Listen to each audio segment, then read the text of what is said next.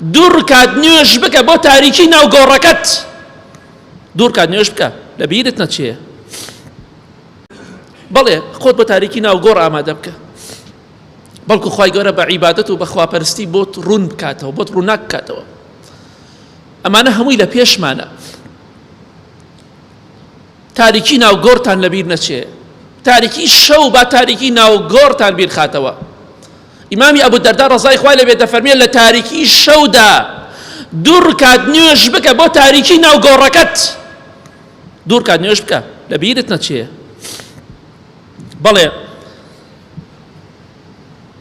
دوای ئەوەی کە داپۆشراین لە تاریکی گۆڕدا، با پرسیارێ لە خۆمان بکەین، بە خۆمان بڵین ئێمە چی بە مونکەر و بە نەکیر بڵین؟ سەلامی خوایان لەسەر بێ و دوو مەلایکەیە. سێ پرسیارمان لێکەن، هەموو خۆشی و بەختەوەری و بەدبەختی و نەهامەتی قیامەتی ئێمە بەسراوە بۆ سێ پرسیارەوە. هەزارەها کەسەیە وەڵامی پرسیارەکان دەزانێت لە دنیادا، بەڵام لە قیامەت لاڵ ئەبێ، چونکە ئەگەر خوا یارمەتیت نەدا، خوا فریاد نەکەوێت کەس نیدیفاع لێ بکە، ئەوەش نی بڵێ ئیکمالە بن دووبارە ئیمتیحانەکەمەوە، یەک پرسیار تەواو یەک جار کۆتایی پێدێ. کەواتە چی بە منکەر و نەکیر ئەڵێ ناو قەبردا؟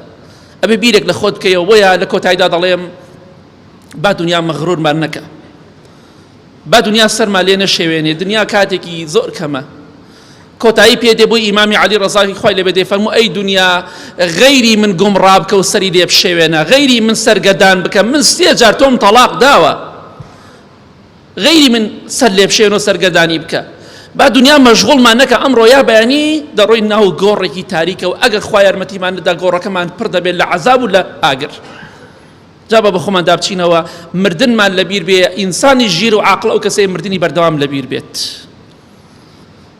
اللهم اغفر للمؤمنين والمؤمنات والمسلمين والمسلمات الأحياء منهم وأموات من أهل السنة والجمعة والجماعة